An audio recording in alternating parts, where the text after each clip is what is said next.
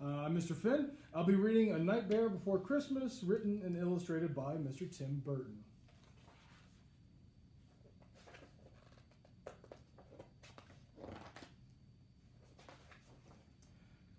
So this is just a note from Mr. Burton. I wrote the Nightmare Before Christmas poem long before I thought of it becoming a stop action film. It was always intended as a book, and I'm so happy that I was able to accomplish that original vision that people 25 years later seem to still appreciate it. Tim Burton. So I'll start off with a picture, then I'll go ahead and read it.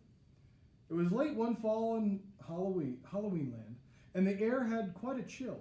Against the moon, a skeleton sat alone upon a hill. He was tall and thin with a bat bow tie. Jack Skellington was his name. He was tired and bored in Halloween land. Everything was always the same. I'm sick of the scaring, the terror, the fright. I'm tired of being something that goes bump in the night. I'm bored with leering my horrible glances, and my feet hurt from dancing those skeleton dances. I don't like graveyards, and I need something new. There must be more to life than just yelling, boo. Then out from a grave with a curl and a twist came a whimpering, whining, spectral mist. It was a little ghost dog with a faint little bark, and a jack-o'-lantern nose that glowed in the dark. It was Jack's dog, Zero, the best friend that he had, but Jack hardly noticed, which made Zero sad. All that night and through the next day, Jack wandered and walked. He was filled with dismay. Then deep in the forest, just before night, Jack came upon an amazing sight. Not 20 feet from the spot where he stood were 3 massive doorways that were carved in wood. He stood before them completely in awe, his gaze transfixed by one special door. Entranced and excited with a sense of worry, Jack opened the door to a white, windy flurry.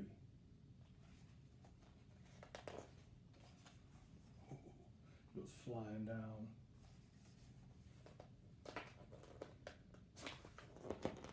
Jack didn't know it, but he'd fallen down in the middle of a place called Christmastown. Immersed in the light, Jack was no longer haunted. He had finally found the feeling that he wanted. And so that his friends wouldn't think him a liar, he took the present-filled stockings that hung by the fire. He took candy toys that were stacked on the shelves and a picture of Santa with all of his elves. He took lights and ornaments and the star from the tree, and from the Christmastown sign he took the big letter C. He picked up everything that sparkled or glowed. He even picked up a handful of snow. He grabbed it all, and without being seen, he took it all back to Halloween.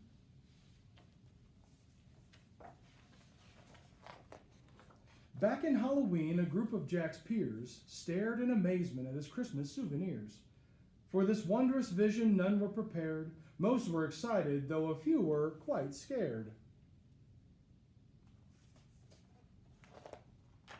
For the next few days, while it lightened and thundered, Jack sat alone and obsessively wondered, why is it that they get to spread laughter and cheer while we stalk the graveyard spreading panic and fear? Well, I could be Santa and I could spread cheer. Why does he get to do it year after year? Outraged by injustice, Jack thought, and he thought. Then he got an idea. Yes, why not? In Christmastown, Santa was making some toys, when through the din he heard a soft noise. He answered the door, and to his surprise, he saw weird little creatures in strange disguise. They were altogether ugly and rather petite. As they opened their sacks, they yelled, "Trick or treat!" Then a confused Santa was shoved into a sack and taken to Halloween to see Mastermind Jack. In Halloween, everyone gathered once more, for they'd never seen a Santa before. And as they cautiously gazed at the strange old man, Jack related to Santa his masterful plan. "My dear Mr. Claus, I think it's a crime that you've got to be Santa all of the time. But now I will give presents and I will spread cheer. We're changing places. I'm Santa this year. It is I who will say Merry Christmas to you. You may lie in a coffin, break doors, and yell boo. And please, Mr. Claus, don't think ill of my plan, for I'll do the best Santa job that I can." And though Jack and his friends thought they'd do a good job, their idea of Christmas was still quite macabre.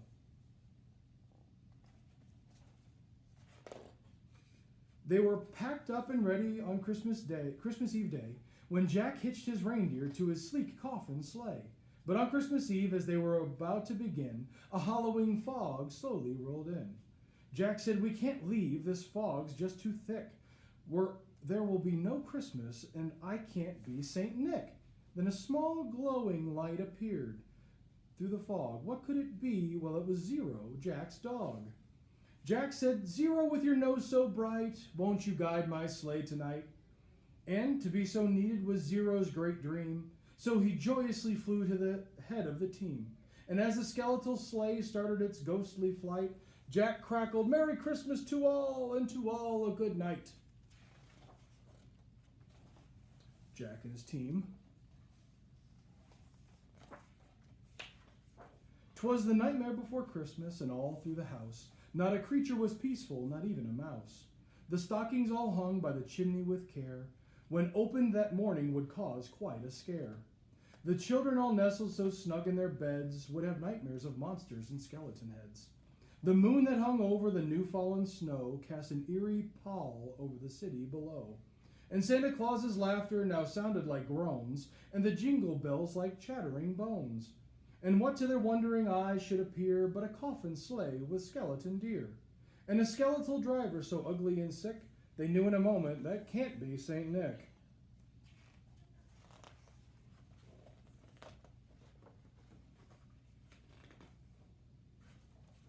From house to house with a true sense of joy, Jack happily issued each present and toy.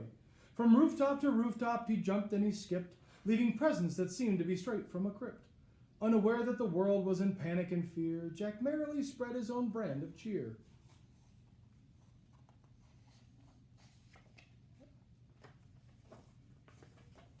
He visited the house of Susie and Dave. They got a Gumby and Pokey from the grave. Then on to the home of little Jane Neiman. She got a baby doll possessed by a demon. A monstrous train with tentacle tracks, a ghoulish puppet wielding an axe, a man-eating plant disguised as a wreath, and a vampire teddy bear with very sharp teeth. A few of the presents.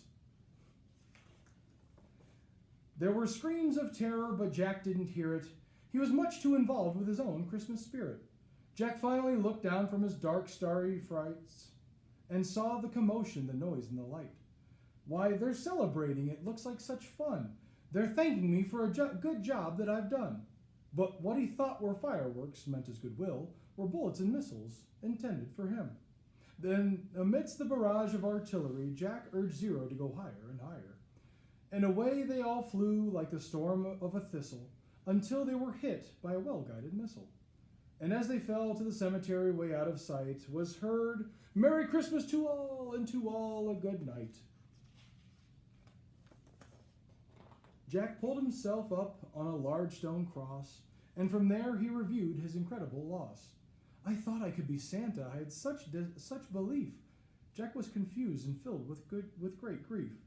Not knowing where to turn, he looked toward the sky. Then he slumped on the grave and he started to cry. And as Zero and Jack lay crumpled on the ground, they suddenly heard a familiar sound. "My dear Jack," said Santa, "I applaud your intent. I know wreaking such havoc was not what you meant. And so you are sad and feeling quite blue, but taking over Christmas was the wrong thing to do. I hope you realize Halloween's the right place for you. There's a lot more, Jack, than I'd like to say, but now I must hurry, for it's almost Christmas Day." Then he jumped in his sleigh, and with a wink of his eye, he said, "Merry Christmas!" and he bid them all goodbye. Back home, Jack was sad, but then, like a dream, Santa brought Christmas to the land of Halloween. The end. I hope you like it. And from 3rd grade at Buffalo Ridge, hope to see you guys back in 2021.